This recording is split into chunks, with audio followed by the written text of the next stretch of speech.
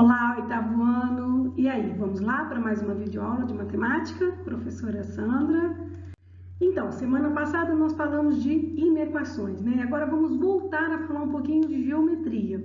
Nessa unidade, na unidade 9, no capítulo 1, vamos falar de retas. Retas paralelas, retas transversais.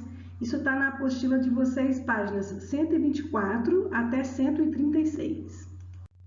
Retas paralelas e reta transversal. Considere duas retas RS coplanares, quer dizer, no mesmo plano. Desse modo, podem ocorrer três situações. Primeiro caso, retas concorrentes. Dizemos que RS são concorrentes. Por que elas são concorrentes? Porque elas têm um único ponto de interseção. Quem é esse único ponto de interseção entre elas? O ponto P.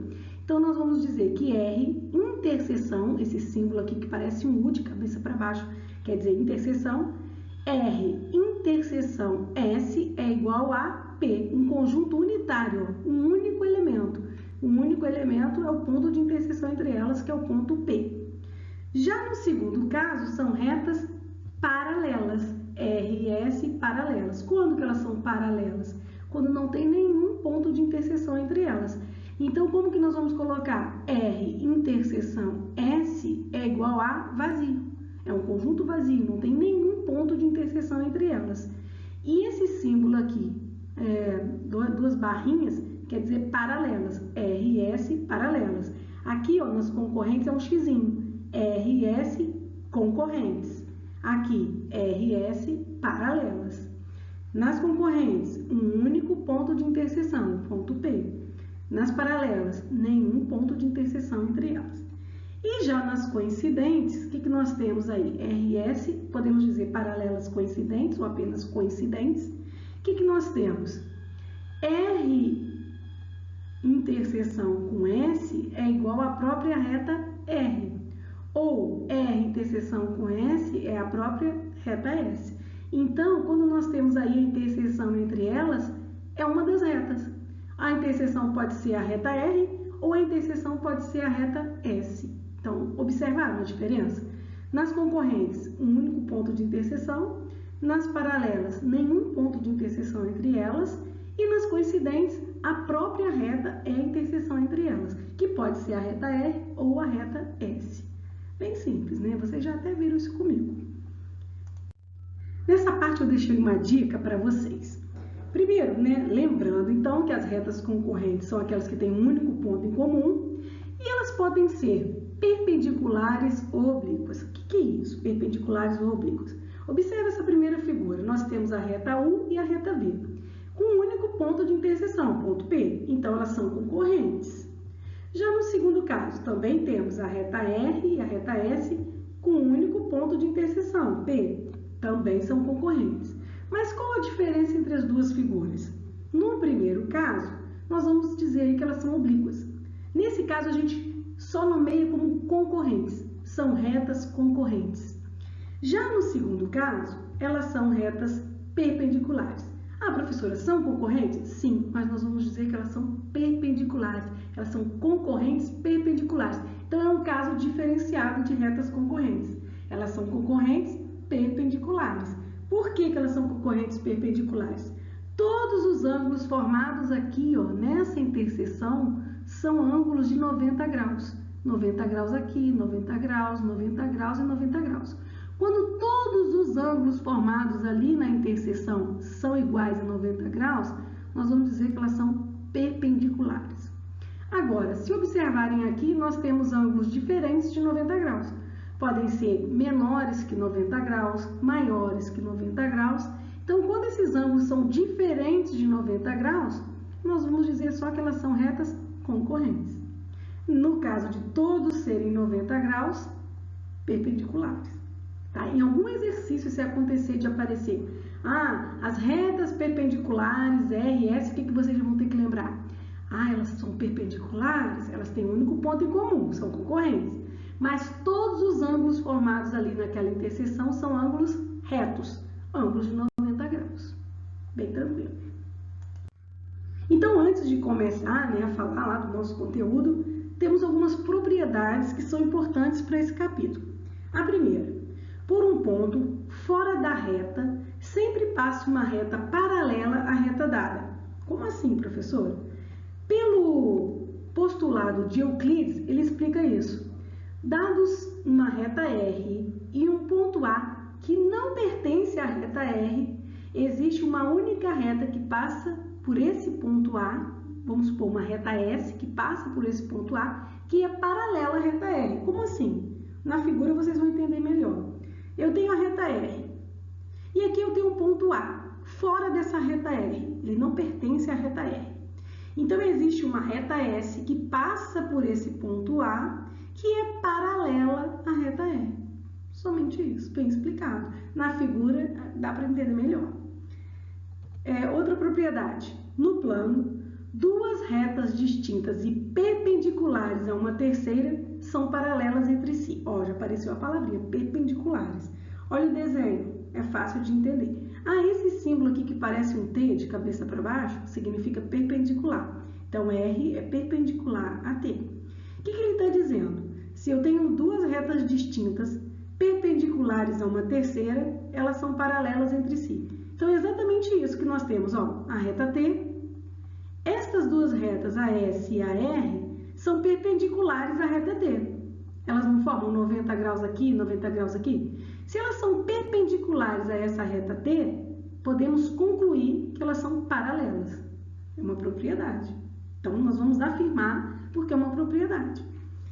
E, por último, no plano, duas retas distintas e paralelas a uma terceira são paralelas entre si. Bem fácil também de entender. Se você tem duas retas paralelas entre si, né? Elas são distintas e paralelas.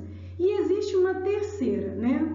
No plano, duas retas distintas e paralelas a uma terceira são paralelas entre si. Então, é isso que ele quer dizer, ó. R e S são paralelas? Sim. E a reta T também é paralela? Sim. R é paralela a S e S é paralela a T? Logo, T também é paralela a R. Então, elas são paralelas entre si. Bem simples. Então, estas propriedades é só como se fosse uma introdução para a gente continuar o nosso conteúdo de geometria. Reta transversal. O que é uma reta transversal?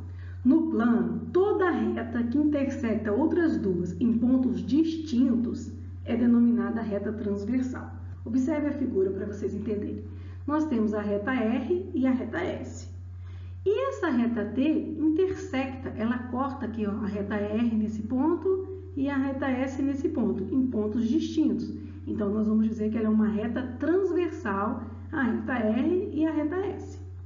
E quando ela intersecta essas duas retas, ela forma regiões. Essa região aqui de cima, essa entre as retas e essa aqui de baixo. Então, nós vamos chamar de... Esses ângulos que formaram aqui nessa região superior, nós vamos dizer que são ângulos externos, que estão na região externa, porque eles não estão entre as retas, eles estão fora aqui, então na região externa. Então, são ângulos externos. Os ângulos que se formarem nessa região interna, nós vamos chamar de ângulos internos. E os ângulos que formarem nessa região externa inferior, de ângulos externos. Isso é importante daqui a pouco, vocês vão observar. Então, nós temos aí a reta transversal, as retas R e S. Estas retas determinam 8 ângulos com vértices nos pontos de intersecção, nos pontos ali de interseção entre elas. Então, são eles. Vamos observar. Aqui na figura vocês já conseguem ver. Nós temos aqui 4 ângulos e na reta S mais 4 ângulos. Então, eu coloquei eles aqui para vocês. Ângulo A, ângulo B, ângulo C, ângulo D, ângulo E, ângulo F, ângulo G e ângulo H. Lembrando daquela historinha das regiões, quem está aqui nessa região externa? Quem é externo? O A e o D. E quem é interno? C, o B, o E e o H. E quem é externo aqui embaixo? O G e o F. Daqui a pouquinho vocês vão usar isso que eu estou dizendo. Então, vamos continuar.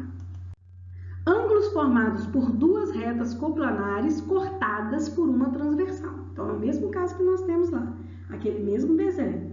São retas que estão no mesmo plano, cortadas aqui por uma transversal. E nós vamos falar desses ângulos formados por essas duas retas que foram cortadas por essa transversal T. Então, vamos começar. Nós temos os ângulos, lembrando daquelas regiões que nós não podemos esquecer, externos, internos e externos. Então, nós temos os ângulos correspondentes. Correspondentes é que ocupam a mesma posição. Eles estão na mesma posição. Como assim? Vamos observar aqui. O ângulo A e o ângulo E. Se vocês observarem, o ângulo E está acima da reta R e à direita da transversal. O E está acima da reta S, na parte de cima, e à direita da transversal. Então, concordam que eles ocupam a mesma posição? Então, nós dizemos que eles são ângulos correspondentes. Então, nós temos, o A é correspondente com o E. O D é correspondente com o H. Acima da reta verde, à esquerda da transversal. Acima da reta verde, à esquerda da transversal. Então, o D e H são correspondentes. O C e o G, correspondentes. E o B e o F, correspondentes. Então, observar, correspondentes, eles estão ali ocupando a mesma posição. Ângulos alternos internos e alternos externos. Por isso que eu falei que vocês tinham que guardar internos e externos. Alternos, quer dizer que se alternam. Eles se alternam na região interna ou eles se alternam na região externa. Como assim, professora, se alternam? Se alternam em relação à transversal, de lados alternados. Então, observe. Alternos internos. Se eu olhar só na região interna agora, quem está se alternando em relação à transversal? O C e o E. C e E. Quem mais? B e H. Então, eles são alternos internos. Eles se alternam em lados aqui, dessa transversal. O C e o E, o B e o H. E por que eles estão se alternando na região interna? Por isso, eles chamam alternos internos. Assim como os alternos externos também se alternam em relação à transversal, só que agora na região externa. Então, nós temos aqui, o D se alterna com quem? Com o F, na região externa. E o A se alterna com quem? Com o G. Então, são alternos externos. Então, lembrem sempre, alternos estão se alternando, lados alternados da transversal. Só que os alternos internos vão se alternar aqui, na região interna, C com E, H com B, e na região externa, DF e AH, que nós vamos chamar de alternos externos. E para finalizar, colaterais internos e colaterais externos. Agora, colaterais estão do mesmo lado da reta. Agora, eles não estão se alternando, eles estão do mesmo lado da reta, só que na região interna e na região externa. Então, observe, do mesmo lado da reta aqui na região interna, nós temos o B e o E, o C e o H. Agora, do mesmo lado da reta na região externa, o A e o F, o D e o G. Então, vocês conheceram os três grupinhos. Os ângulos podem ser correspondentes, ali lembram a mesma posição, alternos internos e alternos externos, que estão se alternando na transversal, tanto na região interna quanto na região externa, e os colaterais, que estão do mesmo lado da transversal, só que na região interna ou na região externa. Por isso, essa nomenclatura, alternos internos, alternos externos, colaterais internos, colaterais externos. Aí, continuando toda essa historinha, eu coloquei um exemplo aqui para vocês praticarem. Vamos praticar. Observe a figura e os ângulos formados e responda. Quais ângulos são correspondentes? Então, vamos lá. Quem é correspondente aqui? O 1 e o 5, o 2 e o 6, o 4 e o 8, o 3 e o 7. Então, temos aí os ângulos correspondentes. Agora, alternos internos. Na região interna, se alternando o 4 e o 6, o 3 e o 5. Agora, alternos externos, se alternando na região externa, o 1 e o 7, o 2 e o 8. Tá vendo que fica meio cruzadinho, ó? O 2 e o 8, o 1 e o 7. Na região externa, ângulos alternos externos. E os colaterais? Colaterais internos, ó. Olha agora para a transversal. Do mesmo lado da reta, na região interna, nós temos o 4 e o 5, o 3 e o 6. Então, são os colaterais internos. E os colaterais externos? O 1 e o 8, o 2 e o 7. Perfeito. Colaterais externos.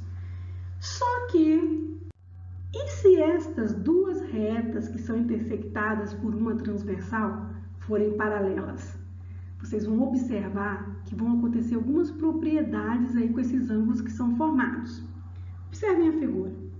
Continuamos lá tendo duas retas S e R intersectadas por uma transversal. Só que, qual a diferença agora? S e R são retas paralelas. Então, nós temos aqueles ângulos, né? Os 8 ângulos que formaram aqui, formados ali. Continua sendo os ângulos correspondentes, alternos internos e externos, os colaterais internos e externos, só que vamos observar o que acontece com eles. Os ângulos correspondentes são congruentes, ou seja, têm a mesma medida. Então, quem são os ângulos correspondentes aqui, ó? B e F. Então, o que nós podemos afirmar? Que B e F têm a mesma medida. Assim como A e E, C e G, D e H, porque eles são ângulos o quê? Correspondentes. E os ângulos correspondentes são o quê? Congruentes. Eles vão ter a mesma medida. Isso pode cair no exercício. Vamos supor que eu coloque assim, as retas são paralelas, B é igual a 40 e F é igual a X. Qual o valor de X? Aí você vai dizer para mim, professor, eles são ângulos correspondentes. Se eles são ângulos correspondentes e as retas são paralelas, logo eles são congruentes. Então, F é igual a B. Logo, F não é o X? X é igual a 40. Então, bem simples. Outro caso é opostos pelo vértice. Ângulos opostos pelo vértice são também congruentes, têm a mesma medida. Eles estão de lados opostos do vértice, então eles são chamados de opostos pelo vértice. Então, exemplo aqui, ó, o B e o D são ângulos opostos por esse vértice. Então, eles também têm a mesma medida. B é igual a D e A é igual a C. Assim como F é igual a H e E é igual a G, porque eles são ângulos opostos pelo vértice. Alternos internos e alternos externos também são congruentes. Tem a mesma medida. Então, o C e o E não são alternos internos? Então, eles têm a mesma medida. O D e o F, alternos internos, também têm a mesma medida. Quem mais? O A e o G, o D e o H. Então, os alternos, tanto internos quanto externos, são congruentes. Também têm a mesma medida. Então, ó, correspondentes são congruentes. Opostos pelo vértice são congruentes. Alternos, internos e externos são congruentes. E para finalizar, os colaterais. Já os colaterais, tanto internos quanto externos, são suplementares. Lembram? Suplementares, a soma vai dar o quê? 180 graus. Observe, nós temos aqui, ó, esses colaterais, o C e o F. Se eu somar o C e o F, a soma vai ser igual a 180 graus. Por que isso, professora? O C e o D não formam 180 graus? Meia volta? E o D não é igual ao F? Então, se eu somar o C e o F, seria a mesma coisa de somar o C e o D, porque eles não são iguais? Então, 180 graus. Então, todos os colaterais, internos ou externos, a soma dos dois igual a 180. Então, C e F igual a 180. D e E igual a 180. A e H, a soma, né, de A mais H igual a 180. B mais G igual a 180. E isso vocês vão aproveitar e vai cair no exercício. A mesma coisa que eu disse, eu posso colocar assim, aqui é x mais 20 e aqui é 60. qual é o valor de x? Então, você pode dizer, x mais 20 mais 60 é igual a 180, porque eles são o quê? Ângulos colaterais externos. Então, bem simples. Correspondentes são congruentes, opostos pelo vértice são congruentes, alternos, tanto internos quanto externos, são congruentes, e os colaterais são suplementares. A soma de dois ângulos colaterais, ou internos ou externos, vai ser sempre igual a 180 graus. Isso só acontece tudo isso aqui porque as retas são retas paralelas. Se não forem paralelas, professor, eu posso adotar isso aqui? Não. Aí você vai dizer só que eles são colaterais, que eles são alternos, que eles são correspondentes, mas eu não posso afirmar que eles têm a mesma medida, ou que eles são igual a 180. Agora, se as retas são paralelas, sim, isso aqui vai valer, certo? E isso é que nós vamos usar, né? Essas propriedades é que nós vamos usar nos exercícios. Então, eu coloquei até um resuminho aqui para vocês, com cores, né? Alternos internos ou externos são congruentes. Se vocês observarem, que eu pintei de verde, esse com esse com esse, mesma medida. Agora aqui eu já coloquei os colaterais, soma igual a 180, porque faz aqui, meia volta, 180 graus. Só um resuminho. E coloquei o exercício para vocês praticarem. Como é que eu vou cobrar isso no exercício? Nós vamos misturar aí, né, as equações e tal. Então, vamos supor que eu colocasse assim, duas retas paralelas, cortadas por uma transversal, formam ângulos colaterais externos. Por que eu até marquei aqui colaterais externos? Para vocês lembrarem que a soma tem que ser igual a 180 graus, porque eles não são suplementares. Então, se formam ângulos colaterais externos de medida 3x mais 20 graus e 2x menos 15 graus, a soma desses dois ângulos tem que ser igual a quanto? 180 graus. Então, nós podemos lá armar nossa equação. Esse carinha aqui, 3x mais 20 graus, mais esse segundo ângulo, 2x menos 15 graus.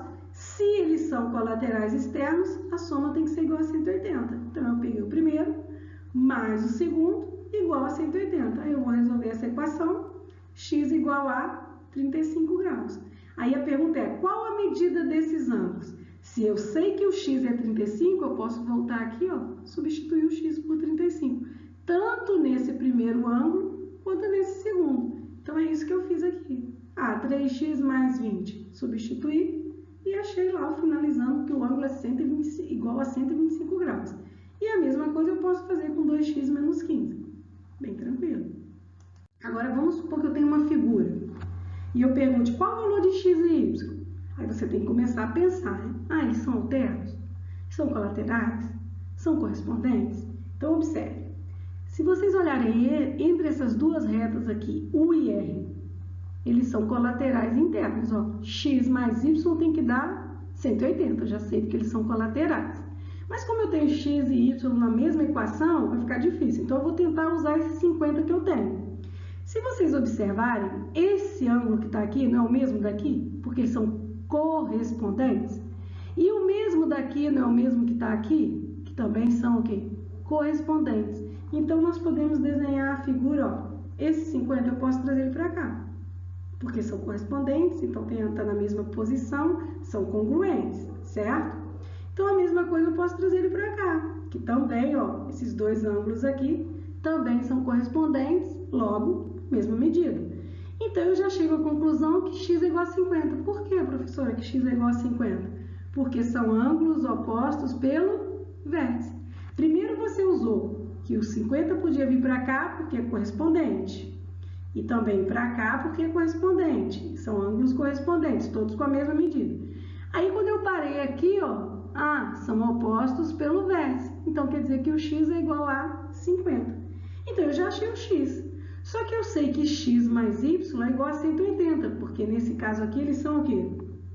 Colaterais internos, suplementares. A soma é igual a 180. Então, x é 50, mais y tem que dar 180. Então, eu posso fazer a equação e eu já achei o y. Então, a resposta que eu queria era o x e o y. Então, na hora de praticar os exercícios, não são difíceis. Vocês só tem que lembrar esses detalhes. que são opostos pelo vértice, são opostos pelo vértice, são congruentes, têm a mesma medida. São alternos, têm a mesma medida. São colaterais, soma igual a 180. E como vocês vão visualizar? Olha lá, tá no mesmo lado da reta, então são colaterais. Estão se alternando, aqui ó, você já podia ver também, ó, que são alternos. Então o x é igual a 50. E bem fácil na hora de praticar. Então já deixei para vocês, né, alguns exercícios dessas 6 páginas. São bem fáceis, bem simples. Se não entender algum exercício, anota, né, alguma observação para me perguntar no TD. Qualquer dúvida, né, pode colocar no Escola Web, lá no nosso TD. E eu espero que vocês tenham entendido a nossa aula de hoje, tá?